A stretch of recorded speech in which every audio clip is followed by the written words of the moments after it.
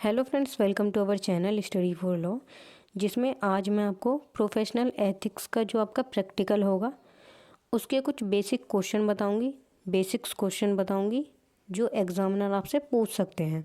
वैसे तो ये डिपेंड करता है एग्जामिनर के माइंड के ऊपर कि वो आपसे क्या क्वेश्चन कर लें। आपका 50 नंबर का पेपर हुआ था और 50 नंबर का आपका प्रैक्टिकल होगा। ठीक है, तो पेपर तो आपका हो गया 50 नंबर का। अब हम बात कर रहे हैं जो 50 नंबर का आपका प्रैक्टिकल होगा उसके बारे में। इसके लिए आपसे एक फ़ाइल बनवाई होगी, कॉलेज वालों की तरफ से फ़ाइल बनी होगी। उस फाइल के बेस पर भी नंबर दिए जाते हैं कि आपने फ़ाइल कैसी बनाई है, कैसी नहीं बनाई है। देखो, सबके कॉलेज अलग अलग होंगे, यूनिवर्सिटी एक होगी लेकिन कॉलेज तो अलग अलग होंगे। उसमें अब क्वेश्चन क्या पूछे जाएंगे, मेन मुद्दा यह है कि आपसे उसमें प्रैक्टिकल में क्या क्वेश्चन पूछे जाएंगे। जो आपने फ़ाइल बनाई है उस फाइल से भी क्वेश्चन आ सकते हैं। एग्जामिनर अपने माइंड से भी क्वेश्चन कुछ पूछ सकता है। जैसे कि मैंने कुछ क्वेश्चन लिखे हैं, आपसे पूछा जा सकता है कि बार और बेंच क्या है। ये क्वेश्चन पढ़ा होगा आपने, एग्ज़ाम में आया है। बार और बेंच के बारे में रिलेशन बताइए, बार क्या है, बेंच क्या है। ठीक है, जो बार है वो एडवोकेट्स कहलाते हैं, लॉयर्स कहलाते हैं। जो एडवोकेट और लॉयर्स होते हैं वो बार के अंदर आते हैं, और जो बेंच होती है उसमें न्यायाधीश और जजेस होते हैं। ठीक है, ये आपको बताना है और आपने क्वेश्चन पढ़ा भी होगा। आप अपने अनुसार आंसर देना, बस आपको पता होना चाहिए कि बार क्या है और बेंच क्या है। ठीक है, इन दोनों के बीच में क्या संबंध है ये भी आपसे पूछा जा सकता है। फिर आपसे दूसरा क्वेश्चन किया जा सकता है कि सीनियर एडवोकेट्स कौन होते हैं। जो सीनियर एडवोकेट्स होते हैं वो मेनली होते हैं हाई कोर्ट और सुप्रीम कोर्ट में। ठीक है, तीसरा क्वेश्चन आपसे पूछा जा सकता है, वैसे 3-4 क्वेश्चन ही पूछते हैं वो, मैंने 3-4 बताए हैं कि ये पूछे जा सकते हैं। बताए कि एलएलबी की फुल फॉर्म बताइए कि एलएलबी की फुल फॉर्म क्या है। एलएलबी की जो फुल फॉर्म है वो है लेगम बैकलोरियस। ठीक है, ये एलएलबी की फुल फॉर्म है। एक हम ये भी बोलते हैं बैचलर ऑफ लॉ, लेकिन वो नहीं है, जो उसकी लीगल फुल फॉर्म है वो ये है। ठीक है, और फिर आपसे ये भी पूछा जा सकता है कि आप एलएलबी क्यों कर रहे हो, आपने इस प्रोफेशन को क्यों चुना। आपसे आपके सब्जेक्ट का नाम पूछा जा सकता है। पहला क्वेश्चन यही पूछ लेते हैं कि अपने सब्जेक्ट का नाम बताइए कि आपके सब्जेक्ट का नाम क्या है, किस चीज़ का प्रैक्टिकल है आज आपका। सब्जेक्ट का पूरा नाम है professional ethics accountability of lawyers and bar and bench relation. Hindi में है व्यवसायिक नैतिक वकीलों की जवाबदेही एवं वकीलों और न्यायालय के संबंध। न्यायालय मतलब न्यायाधीश और वकील के बीच में संबंध, बार और बेंच रिलेशंस। ठीक है, फिर आपसे जो आपका सब्जेक्ट है प्रोफेशनल एथिक्स, इससे बाहर के क्वेश्चन भी कुछ पूछे जा सकते हैं। जैसे कि 5 रिट के नाम बताइए, आर्टिकल 32 में कितनी रिट होती हैं, रिट कहाँ दी हुई हैं, ये भी क्वेश्चन आपसे पूछा जा सकता है।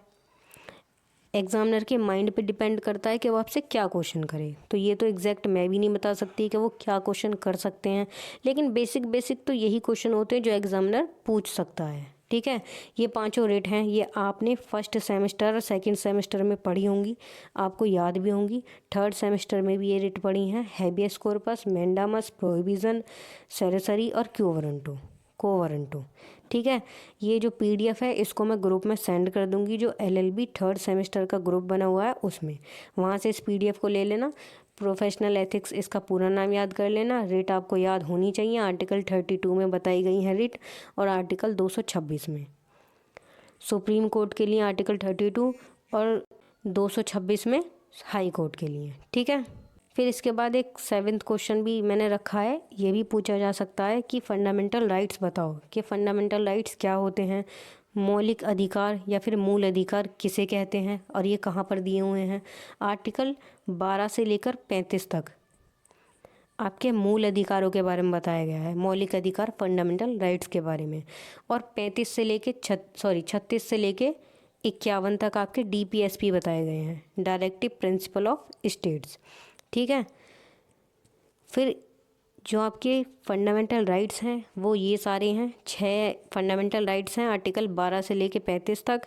समानता का अधिकार, राइट टू इक्वलिटी, स्वतंत्रता का अधिकार, राइट टू फ्रीडम, शोषण के विरुद्ध अधिकार, राइट अगेंस्ट एक्सप्लॉयटेशन, धर्म की स्वतंत्रता का अधिकार, राइट फ्रीडम ऑफ स्पीच, और सांस्कृतिक एवं शैक्षिक अधिकार, culture and educational right, article 29 से 30 तक, फिर संवैधानिक उपचार का अधिकार आर्टिकल 32। ये सारे 6 के 6 राइट हैं आपके। जो एक 7वां अधिकार था उसको 44वें संविधान संशोधन द्वारा हटा दिया गया था, जिसे अनुच्छेद 300 के में पहुंचा दिया गया, जिसमें संपत्ति का अधिकार था। ठीक है, ये आपसे पूछे जा सकते हैं।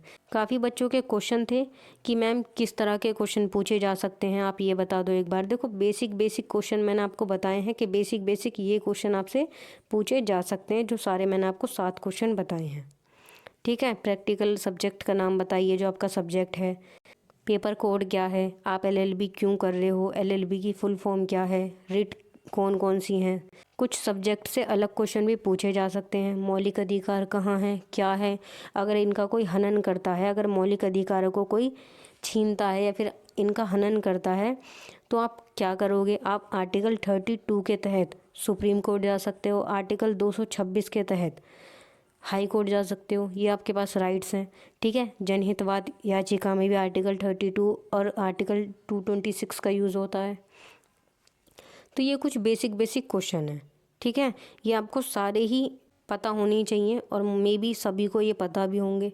तो ऐसे ही क्वेश्चन किए जाते हैं और बाकी डिपेंड करेगा कि एग्जामिनर का मूड कैसा है, वो आपसे क्या क्वेश्चन करता है। कुछ लोगों से सिर्फ वो बेसिक क्वेश्चन करके छोड़ देते हैं कि आप क्या करते हो या आपके फादर क्या करते हैं, आप लॉ क्यों कर रहे हो, बस 2-3 क्वेश्चन पूछ के छोड़ देते हैं। कुछ लोगों से ज़्यादा डिटेल में पूछ लेते हैं। ठीक है, जो क्वेश्चन मुझे लगे कि आपसे पूछे जा सकते हैं वो मैंने आपको सारे बता दिए और ऑलमोस्ट आपको पता भी होंगे।